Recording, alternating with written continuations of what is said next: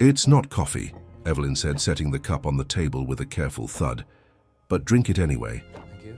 Tom looked at the dark liquid, at the thin steam rising from it and curling toward the cracked ceiling. He didn't argue. He wrapped both hands around the cup, the way a man holds something he knows is already diminished, already a lesser version of the thing he wants, and he drank. That was October 1940, and the city had already been burning for 6 weeks. The flat on Aldgate Street, 2 rooms on the 3rd floor of a converted townhouse, had never been warm exactly, but it had once been warm enough.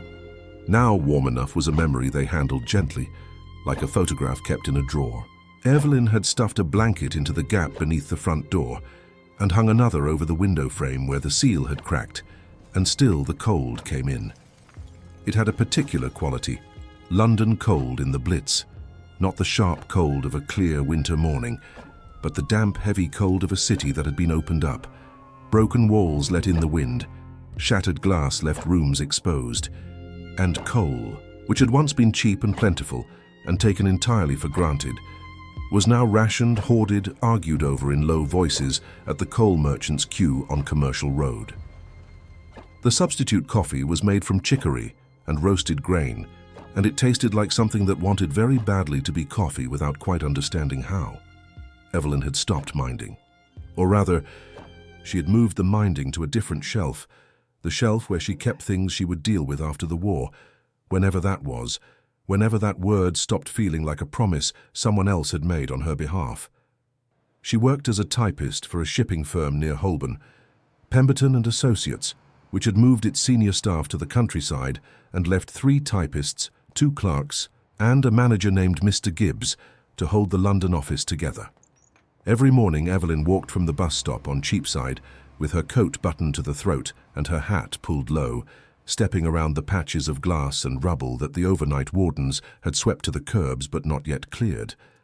The city smelled of brick dust and cold ash. Some mornings, when a building had come down nearby during the night, it smelled of something else, something she had learned not to identify. She was 29 years old and had lived in the East End her whole life, and she thought of herself as practical. She was the sort of woman who kept a notebook for ration calculations and a separate notebook for household repairs. She had stopped expecting luxury years before the war. Her family had not been wealthy. But there was a difference, she was discovering, between not expecting luxury and learning to live without fundamentals, without heat, without real food, without a full night's sleep, without coffee, which was a small thing and also not a small thing at all, because it was the shape of a morning. And when the shape of a morning goes wrong, the rest of the day tilts. If you're watching this story and finding it compelling, please take a moment to subscribe and leave a comment. We'd love to know where in the world you're watching from. Now, back to Evelyn. Tom had left at 6 that morning. He was a mechanic by trade, buses mostly, for the London Passenger Transport Board. But since September, he had been folded into civil defence as well, which meant that on 3 nights a week he was out with the wardens, and on the other nights he was on call. He came home in the early hours with chalked dust on his jacket and a quietness about him that was different from the quietness of sleep deprivation. It was the quietness of a man who had seen things he was not yet able to sort into language. She understood it. She didn't push.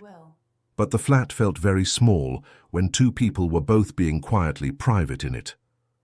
This particular morning, a Thursday, grey and cold with the promise of rain, Evelyn had woken at 5:30, long before the alarm, because a lorry had backfired somewhere on the street, and her body still had not relearned the difference between a backfire and the sound that preceded worse things.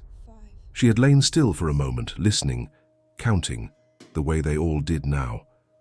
Then she had gotten up and put the kettle on, and by the time Tom came down from where he'd been sleeping in his clothes on the sitting room chair, he often didn't make it to the bedroom. The not coffee was ready. They had sat across from each other at the small kitchen table with its oilcloth cover, and Evelyn had watched him drink and felt something that she could not name precisely. It was somewhere between love and grief, and the determination not to confuse the two. "There's half a tin of sardines," she said. "I was saving it." "For what?" "For a day when we needed it more." He looked at her. "How do you decide when that is?" She didn't answer right away. Outside, a cart horse clattered along the street. The horse-drawn carts had come back. Because petrol was short, and somewhere above them pigeons were doing whatever pigeons do at dawn in a bombed city, apparently undisturbed. "I decide," she said finally, "when I stop being able to imagine a worse day." Tom put the cup down. He almost smiled. "That's very Evelyn," he said, which was something he said when he meant she was being both sensible and a little heartbreaking. And she took it as a kind of tenderness, even when it didn't quite sound like one. She opened the tin. They shared the sardines on bread. The bread was dense and heavy, the proper sort having gone the way of the coffee, and they ate standing at the kitchen counter because the table had developed a lean and she hadn't gotten around to fixing the leg. These were the small degradations that accumulated.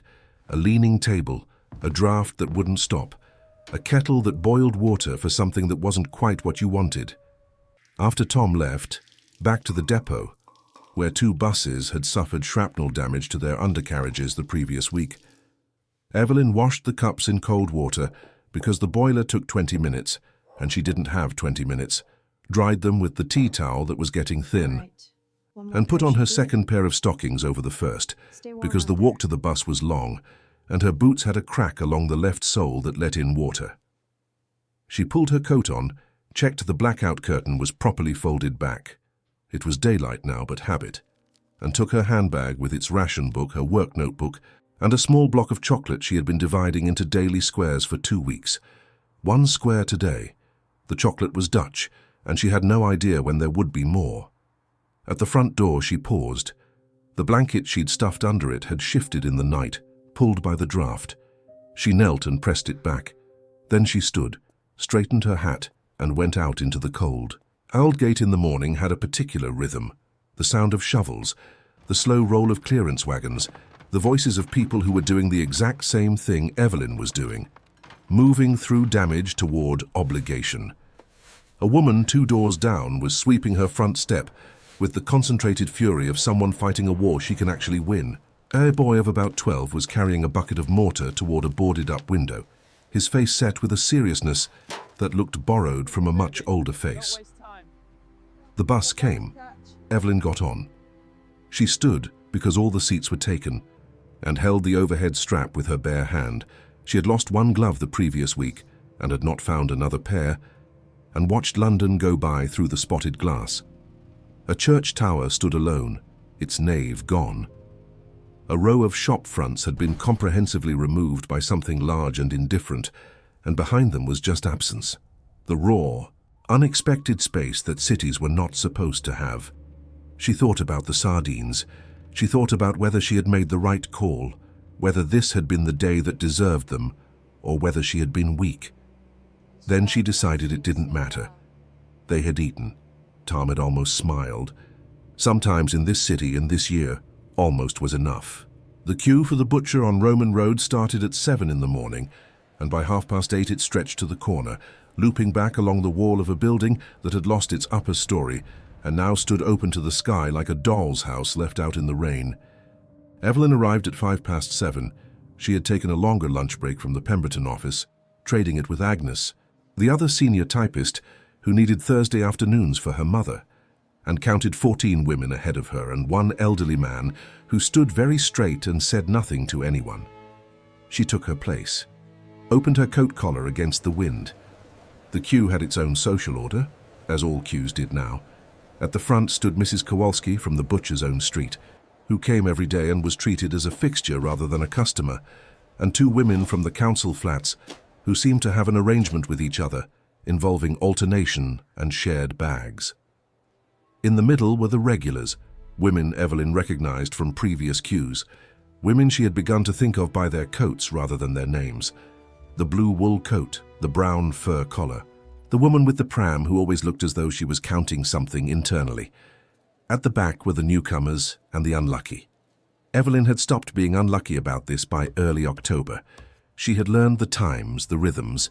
She had learned that the butcher, Mr. Fenwick, saved a small amount of off-ration scraps, chicken backs, marrow bones, the leavings that didn't count against the book, for customers who asked quietly and without entitlement. She had learned that you did not ask on a Monday, when he was behind from the weekend, and that you asked on Wednesday or Thursday, when his mood was more manageable. Today was Thursday. She waited. The woman directly behind her, younger, maybe 23, wearing a coat that had been good once, shifted her weight from foot to foot and let out a breath that was almost but not quite a sigh. "First time?" Evelyn said, not unkindly. The woman looked at her quickly, then seemed to relax. "That obvious? Keep your head down. Only because you look at the front of the queue as if it means something. Wait for the whistle. Doesn't it? It works every It time. moves when it moves," Evelyn said. Watching it doesn't help. The woman's name was Doris. She lived on Bow Road, had been bombed out of her previous flat in September, and was staying with a cousin who had 4 children and 1 stove. She talked for a while with the contained desperation of someone who had been waiting for permission to talk, and Evelyn listened, asking small questions, offering small navigational advice. The greengrocer on Globe Road sometimes had carrots without much queue. The bakery on Mile End Road did day-old loaves at half price after 2 in the afternoon. This was what the queue had become, an exchange of intelligence, a newspaper of the informal economy. Women traded information the way they had once traded recipes, and with the same combination of generosity and competition. 40 minutes in, Evelyn reached the counter. Fenwick was a large man with red forearms and a face that expressed very little. "Marsh," she said. He knew her name. He checked the ration book, wrapped the week's allowance, a modest piece of beef mince, a small portion of liver, in paper, and then, without comment, added a paper bag to the parcel. "Bones," he said. "Marrow. Good for a stock." "Thank you, Mr. Fenwick." He had already looked past her.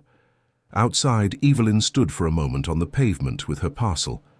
The bones were not a significant thing. They were bones.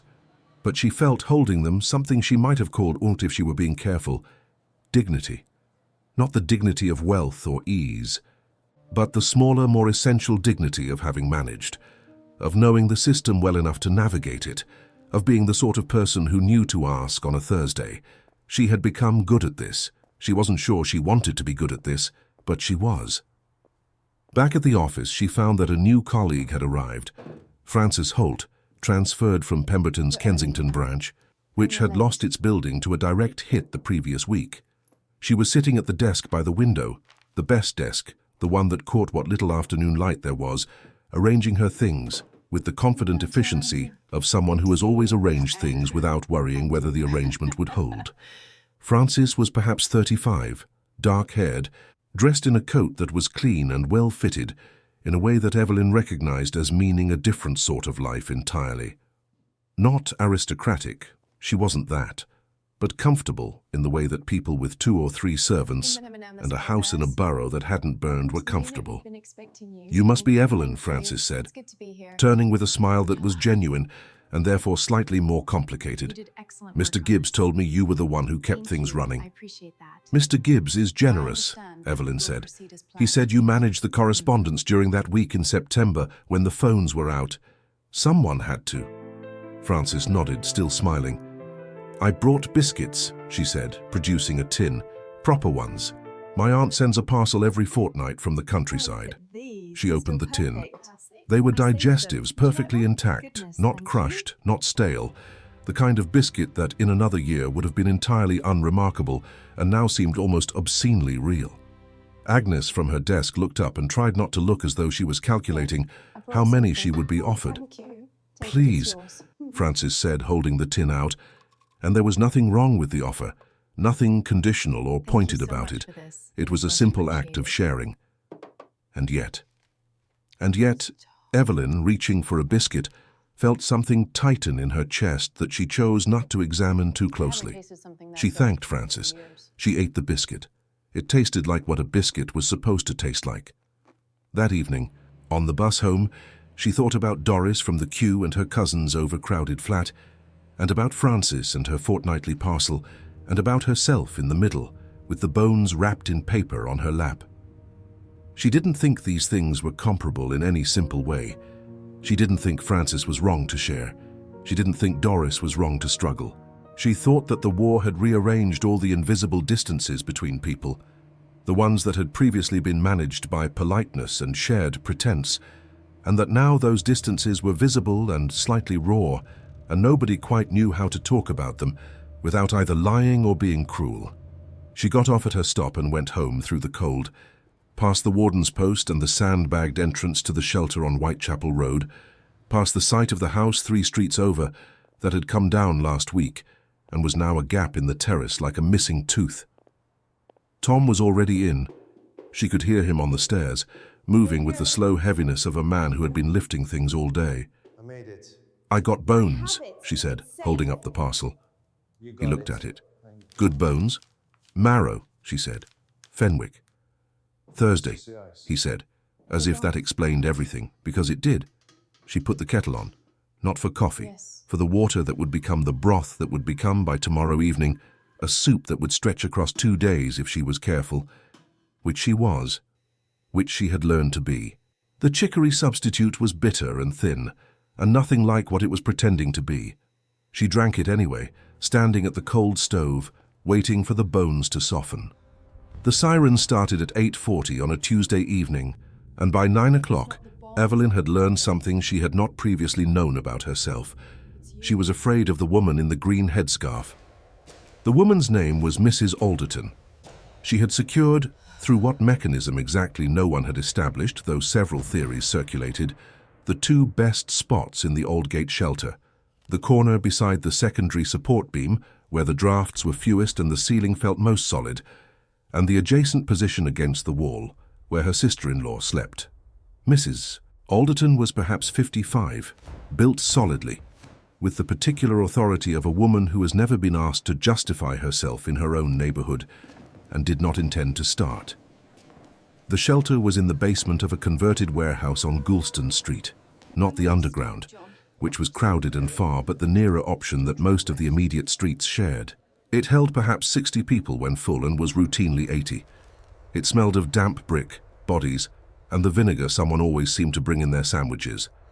It was lit by 3 bulbs strung on a wire, and when the bombs fell close enough, the bulbs swayed.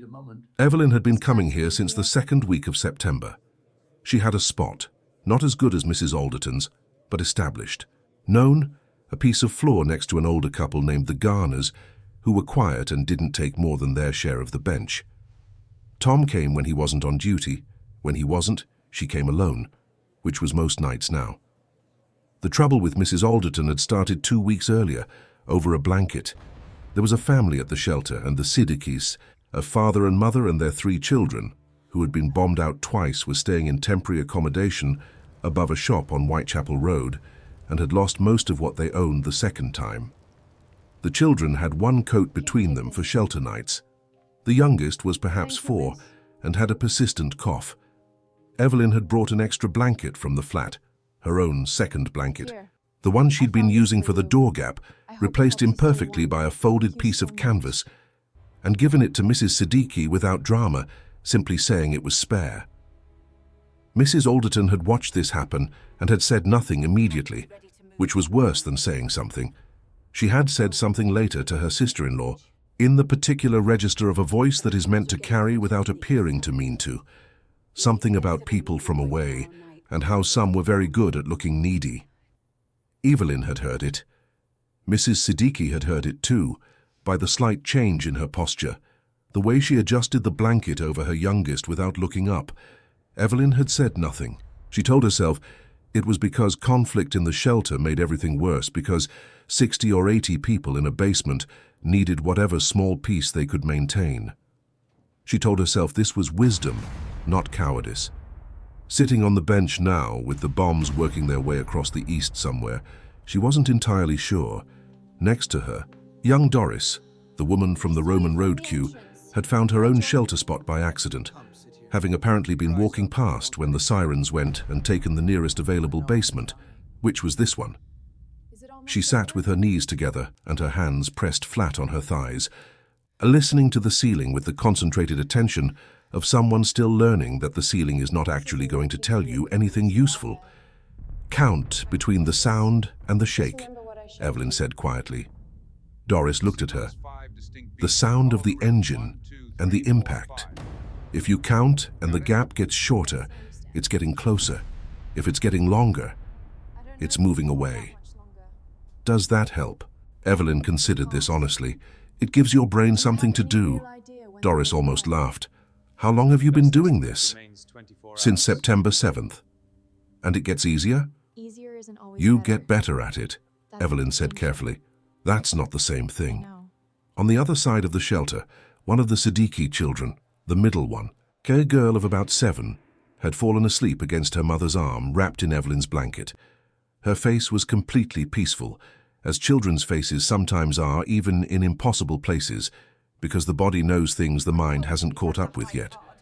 Mrs. Alderton, from her corner, was watching a game of cards being played by 3 men from the dockworks, contributing occasional commentary that the men tolerated with the weary patience of people used to tolerating things.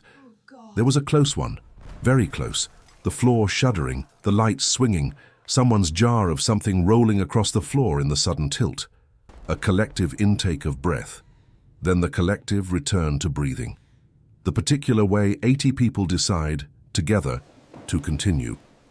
Afterward, when the all-clear came at just past midnight and they filed out into the street that smelled of smoke and cold and the strange mineral smell of recently disturbed stone, Evelyn walked home with Doris, who was going in roughly the same direction. The woman in the corner, Doris said when they were far enough away. The one with the headscarf. Yes. She said something nasty. Yes. Why didn't you say anything back? Evelyn thought about this for a long time, walking, her boots scraping on the grit. A fire engine went past on Commercial Road, going east at speed. Because I'm going to be in that shelter again tomorrow night, she said, and the night after. And I can either spend those nights in a cold war with Mrs. Alderton, or I can spend them sleeping. That seems like you let her win. It seems that way, Evelyn agreed. Or it seems like I decided what winning means. She wasn't sure she believed that entirely, but she was tired, and it was past midnight, and her left boot was letting in water again. And somewhere ahead of her the flat waited with its cold rooms and its thin blankets and the not coffee she'd leave ready to heat in the morning. She said goodnight to Doris at the corner of Commercial Road and walked the last 3 streets alone. Tom was in when she got home. She knew before she opened the door because there was a crack of light under it. He'd forgotten to cover the gap, which was unlike him. She opened the door quietly and found him asleep in the kitchen chair with his coat still on and his head fallen to one side and the kettle still warm on the stove. He had made the not coffee. He had made it and then fallen asleep, waiting for her.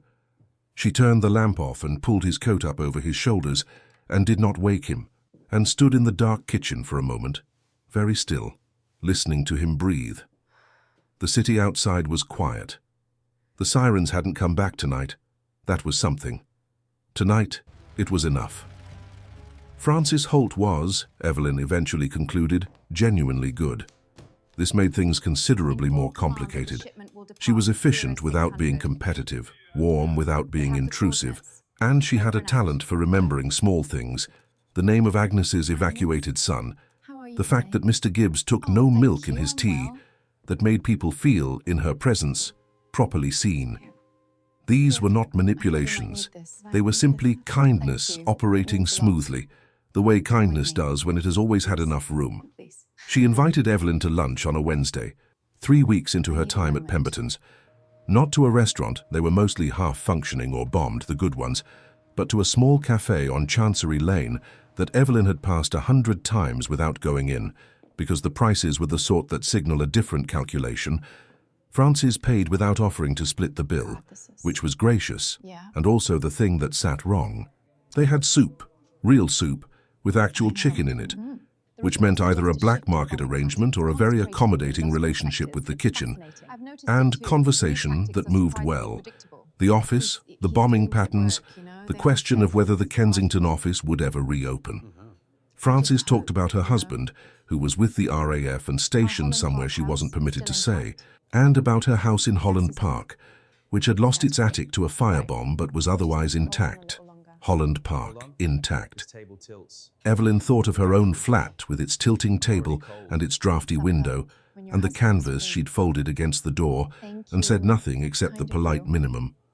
"You must come to supper," Francis said, "some evening when your husband is free. I have gas, and the larder is..." Well, my housekeeper is resourceful. There it was, not said with cruelty, said with the natural assumption of someone who has never had to calculate whether accepting an invitation represents a debt or whether sitting in a warm house with functioning gas would make her own cold house feel cold in an entirely new way.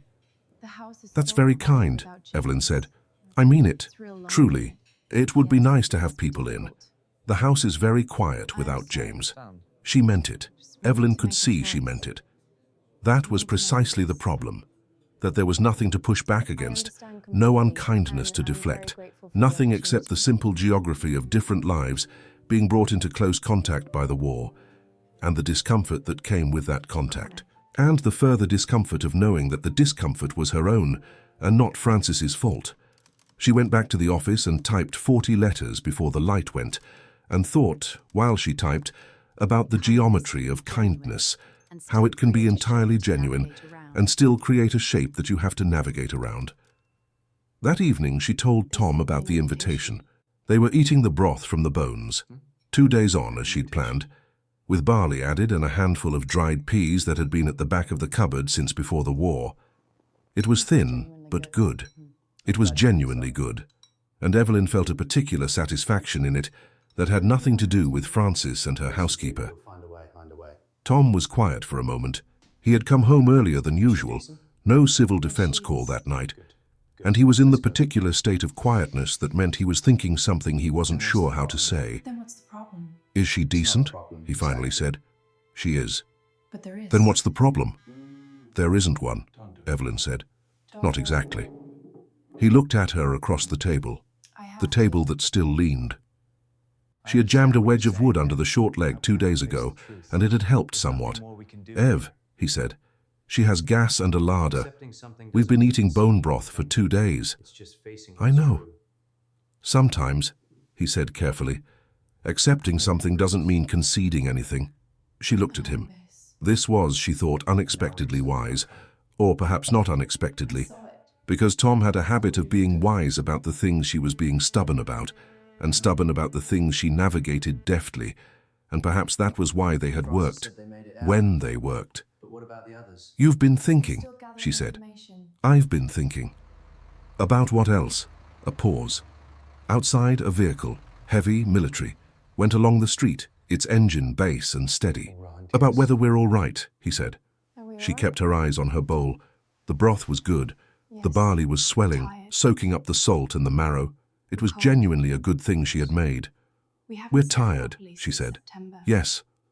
We're cold. Yes. We haven't slept properly since September. That too. But are we all right? She said it as a statement rather than a question, and he heard the difference.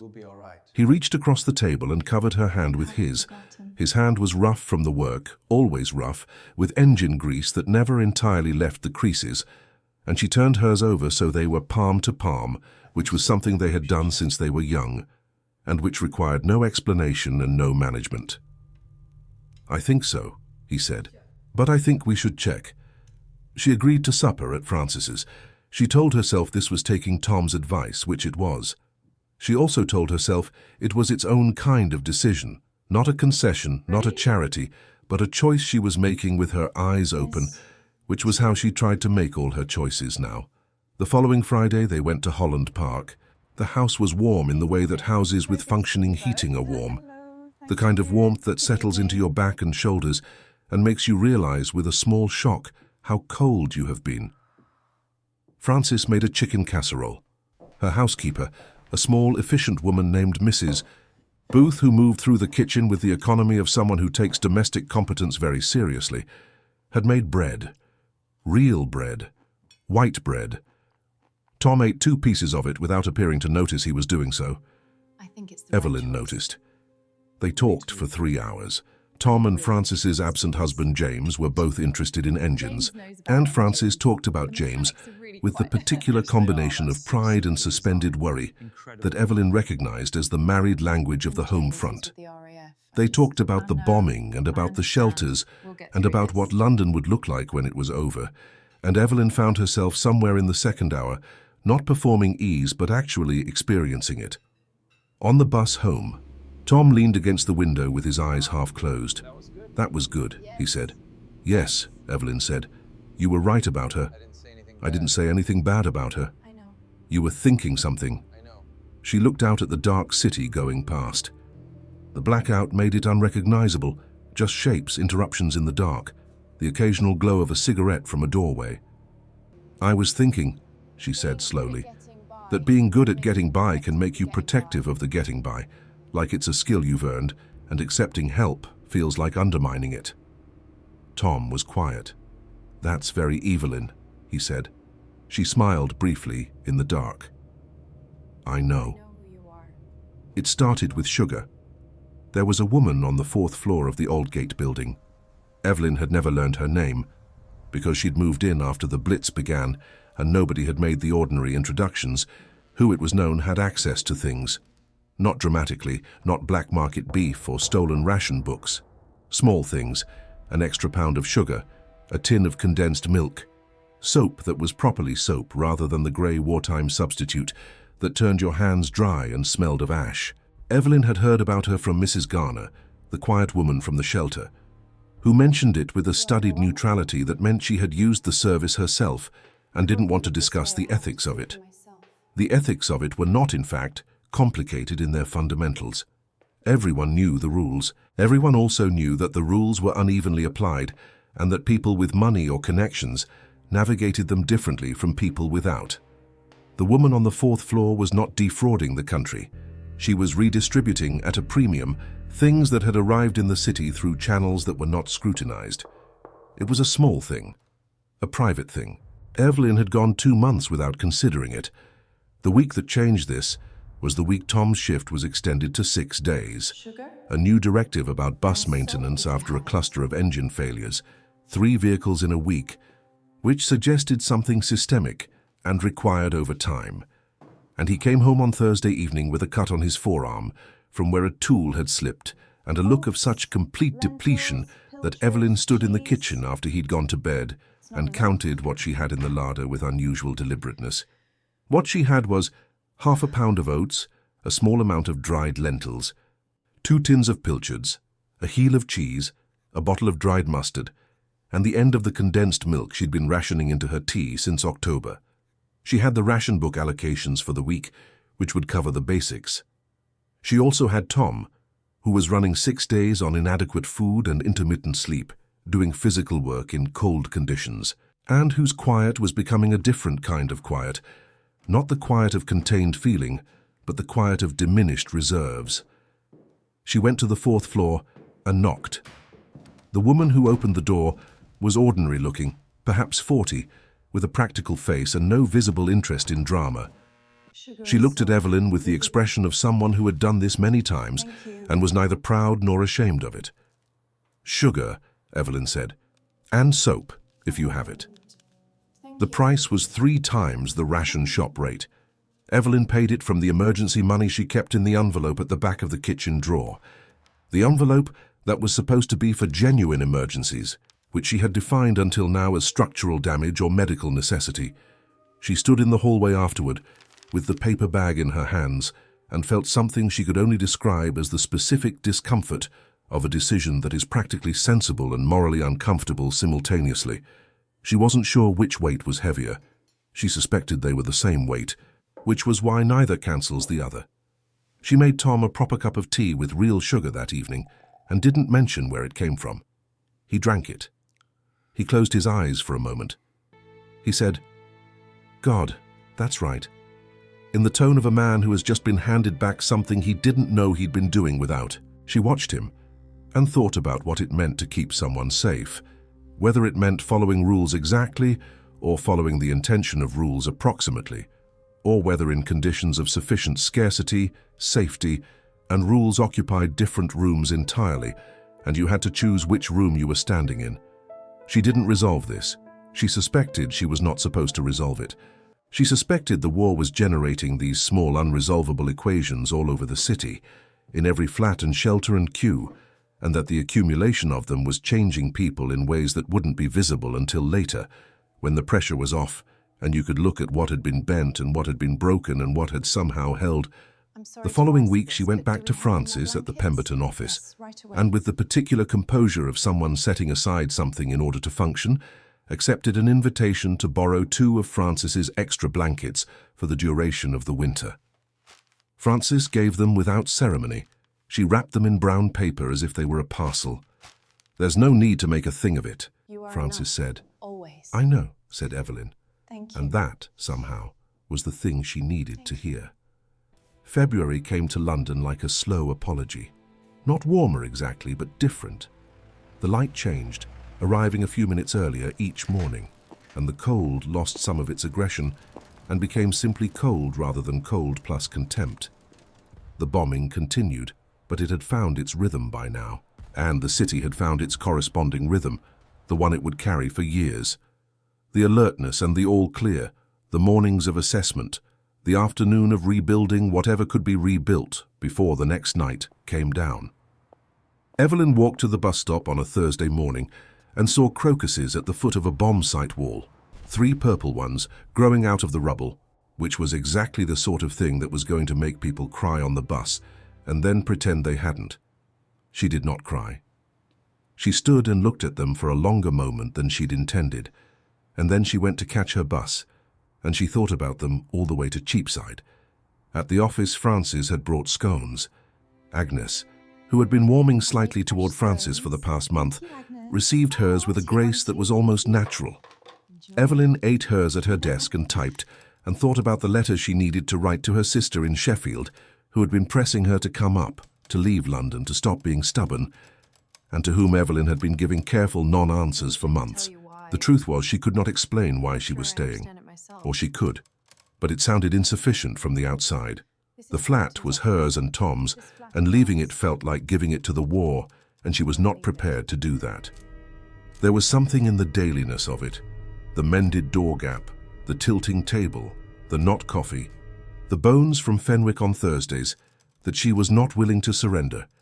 Not because the flat was much, it wasn't much, but she had built a life inside it, one square of chocolate at a time, one cup of not quite right tea at a time, and the building of it, even under these conditions, especially under these conditions, was not a small thing. That evening, she and Tom had an argument. It was about nothing, in the sense that the surface of it was nothing. Whether she had told him about a change to the shelter schedule, which she had and he'd forgotten, and which led to a longer, sharper exchange about the way he came home and went immediately into silence rather than being present with her, and her own habit of managing things without asking for help, and the combined grinding weight of 6 months of inadequate sleep and cold and fear that neither of them had been properly naming.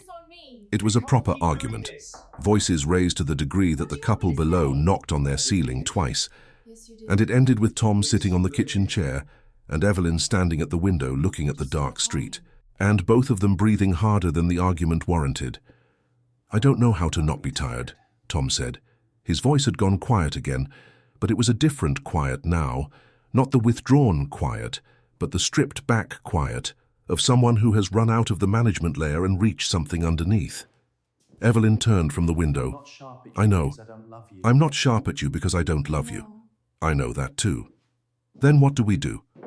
She came and sat on the edge of the table, the repaired table, the wedge still holding, and looked at him. His face was exhausted in a way that was, by now, characteristic. The war had drawn new lines in it. She supposed it had done the same to hers. "We do what we've been doing," she said. "We get up and we make the tea and we go to work and we come home and we eat what there is. We do the next thing." "That's not a plan," he said. "No," she agreed. "But it's what there is. And what there is keeps surprising me." He was quiet for a moment, then, "How?" She thought about the crocuses at the bomb site wall. She thought about Mrs. Siddiqui's daughter asleep in the shelter, with her face at peace. She thought about Doris, who had started coming to the queue with her own small notebook of intelligence. She thought about Fenwick saying bones in his way that meant he had decided she was trustworthy. She thought about the warm room in Holland Park and the way Tom had closed his eyes over properly sugared tea and said, "God, that's right," as if something had been briefly returned. "The things that are still here," she said, "despite everything." The sirens went at 9 o'clock.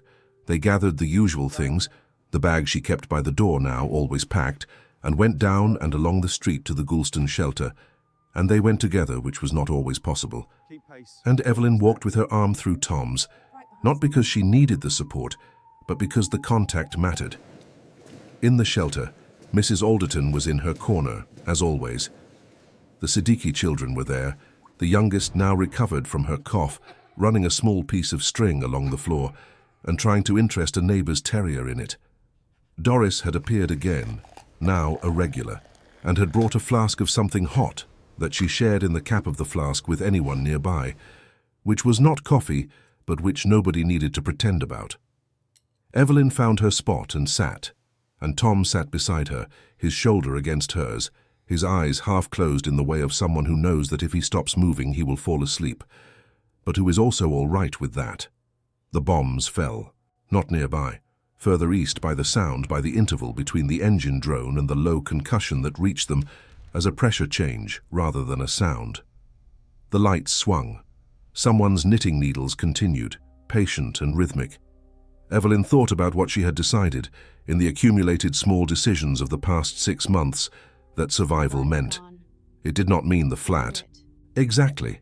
The flat could be lost, as other flats had been lost, and she would still be Evelyn.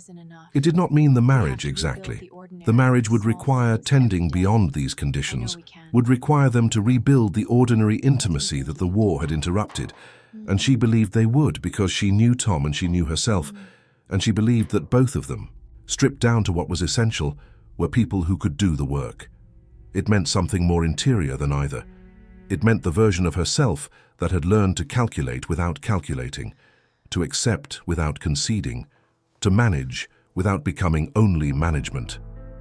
The woman who got bones on Thursdays and argued about shelter schedules and bought sugar at 3 times the rate and felt the moral weight of it. The woman who gave away a blanket and didn't say a word to Mrs. Alderton and decided what winning looked like. That was the self she was keeping. Not intact, the war had bent things, but present, identifiable, still meaningfully her own. The all clear came at midnight. They filed out into the cold air, which was sharp and clean in the way that post-bombing air sometimes is, the smoke having cleared, the sky over the East End a reddish dark that you learned not to think too hard about. Tom pulled her coat collar up for her, a small gesture without making a thing of it. They walked home through the quiet streets. London was burning somewhere to the east and sleeping everywhere else, or trying to, the way it always tried to, the way it would keep trying. Stubborn and unglamorous and remarkably, persistently alive. In the flat, Evelyn put the kettle on. She made 2 cups of the substitute coffee, because the real thing was gone and had been gone for months, and might be gone for years yet.